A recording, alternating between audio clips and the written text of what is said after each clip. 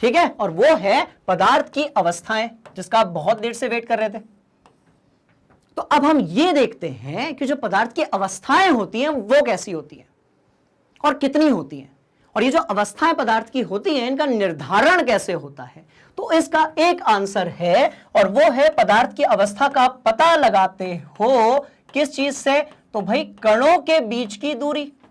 ध्यान से देखना, कणों के बीच की दूरी, कणों के बीच की दूरी। बात समझ में आ रही है? और थोड़ा कंफ्यूजन क्रिएट करता है, मतलब ये कि आपका जो पदार्थ है उसकी जो अवस्था है वो किस पर डिपेंड करेगी, तो वो डिपेंड आपकी करेगी कणों के बीच की दूरी पर। आप यदि कणों के बीच की दूरी में परिवर्तन करते हैं तो सीधे सीधे उसका असर पड़ेगा पदार्थ की अवस्था पर स्टूडेंट्स। ठीक है, तो पदार्थ की जो अवस्था है वो किस पर डिपेंड करती है, वो डिपेंड करती है जो कण होते हैं उनके बीच की दूरी पर, है ना। समझने की कोशिश करते हैं, ध्यान से देखिए। अब भैया आपने कहा ठोस, एक है आपके पास ठोस, इसके बाद है आपके पास द्रव, है ना, और इसके बाद क्या है, गैस है। तो सवाल पैदा होता है कि आप ये कैसे बताएंगे कि आपका जो पदार्थ है ना, वो ठोस है, द्रव है या गैस है। तो इसका एक सिंपल सा तरीका है पता लगाने का, है ना। हम इसको थोड़ा डीप में भी पढ़ेंगे, पर ध्यान से देखो। तो कौन सा तरीका है भाई, जो ठोस है उसमें जो कण होते हैं ना वो बिल्कुल पास पास में होते हैं, देखो एकदम पास पास में, एकदम पास पास में होते हैं, एकदम कॉमन सेंस वाली बात।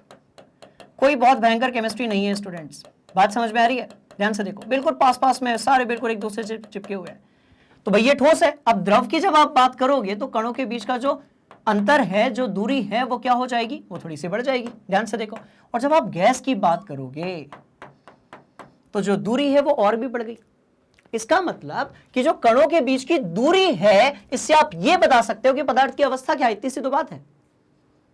क्या याद रखना है, सिर्फ एक चीज, कणों के बीच की दूरी। मतलब सीधी बात यह है कि जब आप ठोस से क्या बनाओगे, गैस, या फिर जब आप ठोस से क्या बनाओगे, है ना, आप पदार्थ की अवस्था में परिवर्तन भी तो करोगे। तो जब आप ठोस से बनाओगे द्रव या फिर ठोस से बनाओगे गैस, तो क्या होगा, आपको कुछ नहीं करना है, आपको ऐसा एक तरीका निकालना है जिससे आप कणों के बीच की दूरी में क्या कर सकें, परिवर्तन कर सकें। बात समझ में आ रही है? तो कणों के बीच की दूरी में यदि परिवर्तन होगा तो उससे अवस्था में परिवर्तन होगा, है ना। तो सबसे पहले हम अवस्था के बारे में पढ़ेंगे और उसके बाद हम ये पढ़ेंगे कि जो अवस्था है उसमें परिवर्तन कैसे होता है। बात समझ में? तो देखते हैं कौन सी अवस्था है। भाई ठोस है, देखो बहुत पास पास में कण है। इसके बाद द्रव है, देखो कणों की दूरी भी थोड़ी सी बढ़ गई है। फिर क्या चीज है, तो भाई गैस है, तो गैस में कणों की दूरी और बढ़ गई है। तो मूल रूप से, वैसे तो हमें टोटल 5 अवस्थाएं पढ़नी है, पर मूल रूप से हमें जो 3 अवस्थाएं उनके बारे में बहुत अच्छे से पता होना चाहिए। कौन सी? तो ठोस है, द्रव है और गैस है। बात समझ में आ रही है? तो अब हम क्या करेंगे, 1 बाय 1 ये जो अवस्थाएं हैं पदार्थ की, इसके बारे में हम स्टडी करेंगे। तो क्या पढ़ा अभी तक? सबसे पहले पढ़ा पदार्थ क्या होता है, उसकी डेफिनेशन क्या होती है, परिभाषा क्या होती है। फिर कौन सी चीज कवर की कि जो पदार्थ होता है वो किन कणों से मिलकर बना होता है, और जो कण होते हैं उसकी कौन सी प्रॉपर्टीज होती है। तो कौन सी होती है, सूक्ष्म होते हैं, कणों के बीच में अंतर होता है, हमेशा गतिशील रहते हैं, और कणों के बीच में एक आकर्षण बल लगता है। बात समझ में आई? फिर देखा हमने कि जो पदार्थ है उसकी अवस्थाएं कौन सी है। तो कौन सी है भाई, ठोस है, द्रव है, गैस है। बात समझ में आ रही है? अब हम क्या करेंगे, ये जो अवस्थाएं हैं पदार्थ की, इसको 1 बाय 1 कवर करेंगे, है ना। तो सबसे पहले कहां से स्टार्ट करेंगे, सबसे पहले एकदम सॉलिड स्टार्ट हम लेंगे ठोस से। बात समझ में आई? देखिए, ये देखिए, तो सबसे पहले हमारे पास पदार्थ की जो अवस्था है स्टूडेंट्स, वो है ठोस अवस्था, है ना। और ठोस अवस्था में किस चीज को हम देखेंगे, तो हम ये देखेंगे कि जो भी कोई भी आपका, जैसे ये देख लो, ये कील ले लो आप, या फिर ये हथौड़ा ले लो, आप देख रहे होंगे कि इसका जो आकार है और जो आयतन है वो कैसा है भाई, वो निश्चित है। इसका मतलब जब आपसे कोई पूछे कि ठोस अवस्था की गुणधर्म यानी कि प्रॉपर्टीज क्या होती हैं, तो आपको यह बताना है कि उसका जो आकार है वो कैसा है, निश्चित है। आकार जो है वो कैसा है, निश्चित है। अच्छा, सीमाएं कैसी हैं, तो स्पष्ट है। आकार निश्चित है और सीमाएं कैसी हैं, तो स्पष्ट है। और आयतन जो है वो कैसा है, स्थिर है। समझने की कोशिश करते हैं, ध्यान से देखो। एक टेबल ली गई, टेबल के ऊपर एक डिब्बा रख दिया गया, है ना। बात समझ में आई? अब क्या होगा, इस पर मैं इसको ऐसे एक बल लगाऊंगा। अब जब मैंने बल लगाया तो थोड़ी देर बाद डिब्बा उस जगह से आगे बढ़ जाएगा। जब डिब्बा आगे बढ़ जाएगा तो क्या उसके आयतन में परिवर्तन हुआ? नहीं हुआ ना। इसका मतलब उसका जो आयतन है वो कैसा है? स्थिर है। अच्छा, इसकी सीमाएं स्थिर है, देखो ध्यान से देखो, सीमा में कोई परिवर्तन नहीं हो रहा। बात समझ में आई? और तीसरी बात जो कि सबसे इंपॉर्टेंट है, और वो ये है कि इसका आकार निश्चित है। ऐसा नहीं था कि आपने एक डिब्बा लिया, ठीक है, और जब आपने उस पर बल लगाया, आप उसको आगे की तरफ लेकर जाने की कोशिश करेंगे तो उसका जो आकार है उसमें परिवर्तन हो जाएगा। बात समझ में आ रही है? इसका मतलब हर वो चीज जिसका आकार कैसा है? निश्चित है, सीमाएं कैसी है भाई? स्पष्ट है, और आयतन कैसा है? स्थिर है ना? वो चीजें क्या है? तो वो है आपका ठोस। वो क्या है? वो आपका ठोस है। तो आज जब ये क्लास खत्म होगी उसके बाद आप अपने आसपास की सारी चीजों में ये ऑब्जर्व करेंगे कि कौन सी चीजें ठोस है, ऐसी कौन सी चीजें हैं जो द्रव है, और ऐसी कौन सी चीजें जो गैस है। बात समझ में आ रही है? फिर से देखते हैं। ठोस भाई आकार निश्चित रहेगा, सीमाएं स्पष्ट रहेगी, आयतन जो है वो भी स्थिर रहेगा। बात समझ में आई? अब देखते हैं पदार्थ की जो अगली अवस्था है वो कौन सी है, तो वो है आपकी द्रव अवस्था। अच्छा, इसमें क्या देखते हैं? देखो, है ना, द्रव अवस्था। तो अब जो द्रव अवस्था है उसमें हम ये देखेंगे कि इसकी भी 3 प्रॉपर्टीज या 3 गुणधर्म होते हैं। समझने की कोशिश करते हैं, ठीक है? ध्यान से देखो, आपने ये लिया और आपने एक डिब्बा और ले लिया, 2 डिब्बे ले लिए भाई आपने। एक डिब्बा आपका थोड़ा सा सकरा ज्यादा है और दूसरा डिब्बा जो है वो चौड़ा ज्यादा है ना? और यहां पर आपके पास एक बॉटल है। हम एक बॉटल बनाते हैं सबसे पहले। तो ये एक बॉटल है आपके पास, ठीक है? एक बॉटल है, बहुत लंबी बॉटल बन गई, कोई बात नहीं। चलो, इसमें पानी भरा हुआ है। एक मिनट,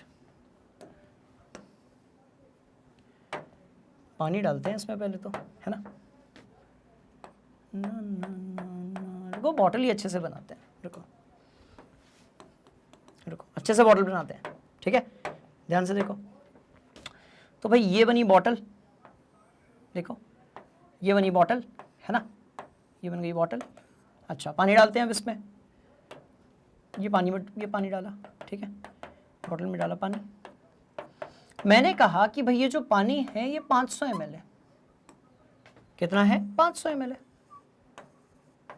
है ना? यहां तक पानी डाला हुआ है इसमें। एक मिनट, हाँ, कितना है?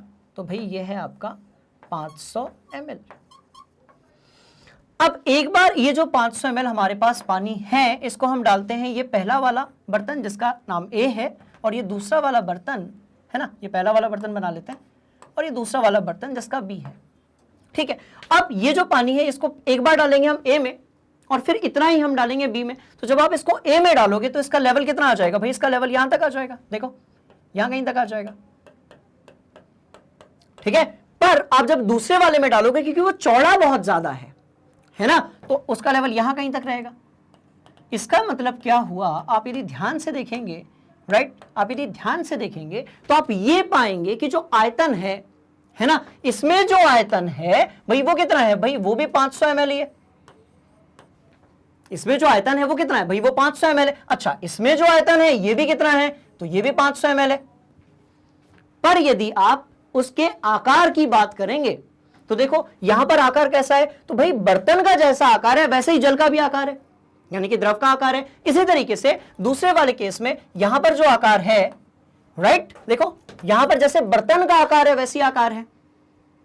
तो आयतन तो कांस्टेंट है, आपका जो आयतन है उसमें कोई परिवर्तन नहीं हो रहा है, बट आकार में परिवर्तन हो रहा है। तो क्या सीखा कि जो आयतन है वो कैसा रहेगा? तो भाई वो रहेगा निश्चित। आयतन कैसा रहेगा? वो निश्चित रहेगा, पर जो आकार है वो अनिश्चित रहेगा। आयतन कैसा रहेगा? वो निश्चित रहेगा, बट जो आकार है वो कैसा रहेगा? वो अनिश्चित रहेगा। मतलब आप जैसे बर्तन में डालोगे वो वैसे ही आकार धारण कर लेगा, आयतन में परिवर्तन नहीं होगा।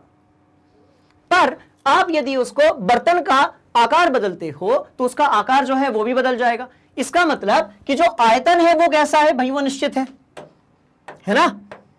जो आयतन है वो कैसा है? वो निश्चित है, पर जो आकार है वो अनिश्चित है। बात समझ में आ रही है? देखिए, निश्चित है और ये कैसा है? तो भाई ये अनिश्चित है। और तीसरी जो सबसे इंपॉर्टेंट प्रॉपर्टी है वह तरलता।